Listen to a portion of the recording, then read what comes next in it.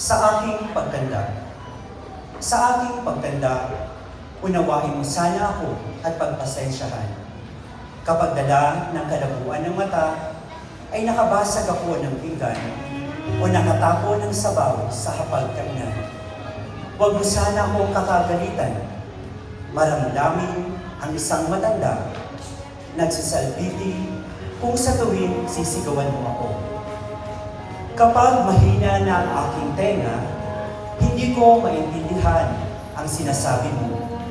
Huwag mo sana akong sasabihan ng bingi. Pakiulit na lang ang sinabi mo o pakisulat na lang. Pasensya ka na anak, matanda na talaga ako. Kapag mahina ang aking tuhod, pagtiyagaan mo sana akong tulungang tumayo. Katulad ng pag-alalay ko sa iyo